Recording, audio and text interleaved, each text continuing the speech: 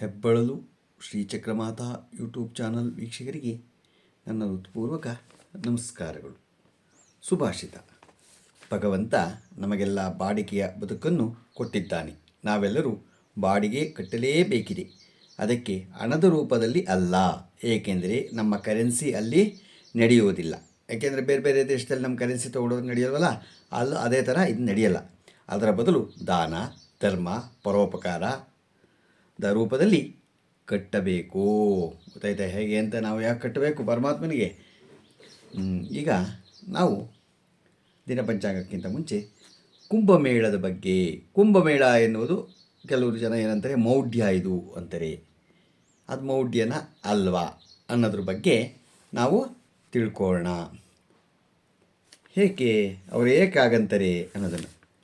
ಗಂಗಾ ನದಿಯು ಉದ್ಭವಿಸುವುದು ಗಂಗೋತ್ರಿಯಲ್ಲಿಯೋ ಅಥವಾ ಗೋಮುಖದಲ್ಲಿಯೋ ಅವೆರಡಲ್ಲಿಯೂ ಅಲ್ಲ. ಉತ್ತರಾಖಂಡದ ರಾಜ್ಯದ ಶ್ರೀ ಕ್ಷೇತ್ರ ಬದ್ರೀನಾಥದಿಂದ ಮೇಲೆ ಸಾತೋಪತ್ ಹಿಮಾನಿ ಎನ್ನುವ ಸ್ಥಳದಿಂದ ಎರಡು ಪುಟ್ಟ ಪುಟ್ಟ ನದಿಗಳು ಉಗಮವಾಗುತ್ತದೆ. ವಿಷ್ಣು ಗಂಗಾ ಮತ್ತು ಧೌಲಿ ಗಂಗಾ ಈ ಎರಡು ನದಿಗಳು ಹರಿದು ಮುಂದೆ ಬಂದು ಒಂದರೊಳಗೊಂದು ಸಂಗಮ ಆಗತ್ತೆ. ಇದು ಮೊದಲ ಸಂಗಮ ಕ್ಷೇತ್ರ ವಿಷ್ಣು ಪ್ರಯಾಗ. ಎರಡು ನದಿಗಳು ಸಂಗಮವಾದಾಗ ಯಾವ ನದಿಯು ಆಳ ಹೆಚ್ಚಾಗಿರುತ್ತದೆಯೋ ಆ ನದಿಯ ಹೆಸರಿನಿಂದ ಮುಂದಿನ ನದಿಯನ್ನು ಗುರುತಿಸುತ್ತಾರೆ. ಎರಡು ನದಿಗಳ ಆಳ ಸಮವಾಗಿದ್ದರೆ ಮುಂದಿನ ಅರಿವಿಗೆ ಹೊಸ ಹೆಸರನ್ನು ಇಡ್ತಾರೆ. ವಿಷ್ಣು ಪ್ರಯಾಗದಲ್ಲಿ ವಿಷ್ಣು ಗಂಗಾ ಮತ್ತು ಧೌಲಿ ಗಂಗಾ ಎರಡು ನದಿಗಳು ಆಳ ಹೆಚ್ಚು ಕಡಿಮೆ ಸಮವಾಗಿರುವುದರಿಂದ ಮುಂದೆ ಈ ನದಿಯನ್ನು ಅಲಕಾನಂದ ಎಂದು ಕರೀತಾರೆ. ಅಲಕಾನಂದ ನದಿಯ ಮುಂದೆ ಹರಿದು ಬರುವಾಗ ನಂದಾಕಿನಿ ನದಿ ಎರಡು ಭಾಗದ ಕಡೆಯಿಂದ ಹರಿದು ಬಂದು ಅಲಕಾನಂದ ನದಿಯೊಳಗೆ ಲೀನವಾಗಿ ಬಿಡುತ್ತಾಳೆ. ಆ ಜಾಗ ನಂದಪ್ರಯಾಗ. ಅಲಕಾನಂದ ನದಿಯು ನಂದಾಕಿನಿ ನದಿಯೊಡನೆ ಕೂಡಿಕೊಂಡು ಮುಂದೆ ಹರಿದು ಬರುವಾಗ ಅಲಕಾನಂದ ನದಿಯು ಮಡಿಲಿಗೆ ಪಿಂಡಾರ ನದಿಯ ಬಂದು ಸೇರುತ್ತಾಳೆ. ಈ ಜಾಗವನ್ನು ಕರ್ಣಪ್ರಯಾಗ ಎಂದು ಹೆಸರಿಸಿದ್ದಾರೆ. ಈ ಅಲಕಾನಂದ ನದಿ ಮುಂದೆ ಹರಿದು ಸಾಗುವ ಕೇದಾರನಾಥದಲ್ಲಿ ಉಗಮವಾಗಿ ಬಹಳ ಗಂಭೀರವಾಗಿ ಹರಿದು ಬಂದು ಅಲಕಾನಂದದಲ್ಲಿ ಲೀನವಾಗುವುದು ಮಂದಾಕಿನಿ ಅಲಕಾನಂದ ಮತ್ತು ಮಂದಾಕಿನಿಯ ಸಂಗಮ ಸ್ಥಳ ರುದ್ರಪ್ರಯಾಗ ಎಂದು ಪ್ರಸಿದ್ಧವಾಗಿದೆ. ನಂದಾಕಿನಿ, ಪಿಂಡಾರ ಮತ್ತು ಮಂದಾಕಿನಿ ಈ ಮೂರು ನದಿಗಳು ಆಳ ಅಲಕಾನಂದ ನದಿಯ ಆಳಕ್ಕಿಂತ ಕಡಿಮೆ ಇರುವುದರಿಂದ ಈ ನದಿಗಳು ಅಲಕಾನಂದ ನದಿಯೊಡನೆ ಸಂಗಮವಾದ ತಕ್ಷಣ ಅವುಗಳು ತಮ್ಮ ಅಸ್ತಿತ್ವವನ್ನು ಕಳೆದುಕೊಳ್ಳುತ್ತವೆ ಮತ್ತು ಮುಂದೆ ಅವುಗಳನ್ನು ಅಲಕಾನಂದ ಎಂದೇ ಗುರುತಿಸುತ್ತಾರೆ. ಉತ್ತರಾಖಂಡದ ಮತ್ತೊಂದು ಭಾಗ ಉತ್ತರಾಕಾಶಿಯಲ್ಲಿರುವ ಗಂಗೋತ್ರಿಯ ಗೋಮುಖದಿಂದ ಭಾಗೀರಥಿ ನದಿ ಉದ್ಭವಿಸಿ ಅಲಕಾನಂದ ಇವರೆಡೆಗೆ ಧಾವಿಸಿ ಬರುತ್ತಾಳೆ. ಹೀಗೆ ಧಾವಿಸಿ ಬಂದ ಭಾಗೀರಥಿ ನದಿ ಮತ್ತು ಅಲಕಾನಂದ ನದಿ ಒಂದರೊಳಗೊಂದು ಸಂಗಮವಾಗುವ ಕ್ಷೇತ್ರವೇ ದೇವಪ್ರಯಾಗ.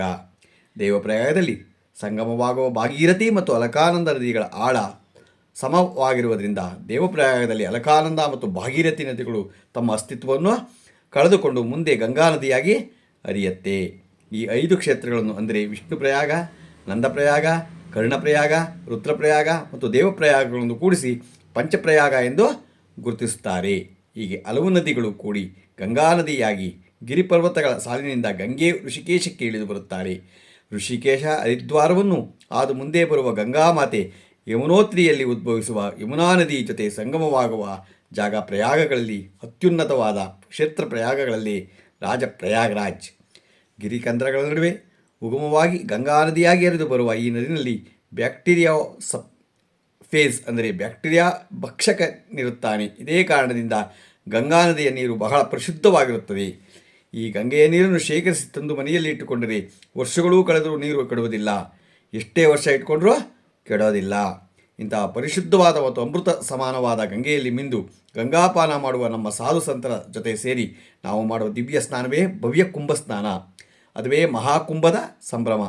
ಅದು ನಮ್ಮ ದೇಹದ ಹೊರಗಿನ ಮತ್ತು ಒಳಗಿನ ಮಲಿನವನ್ನು ಸಂಪೂರ್ಣವಾಗಿ ತೊಳೆದು ಹಾಕುವ ಒಂದು ವಿಧಾನ. ಈ ಎಲ್ಲ ವಿಷಯಗಳು ತಿಳಿಯದೆ ಇರುವವರು ಕುಂಭಮೇಳ ಎನ್ನುವುದೊಂದು ಮೌಢ್ಯ ಎಂದು ಎಲ್ಲರನ್ನೂ ದಾರಿ ತಪ್ಪಿಸ್ತಾರೆ. ಆದರೆ ಯಾರನ್ನೂ ದಾರಿ ತಪ್ಪೋದು ಬೇಡ.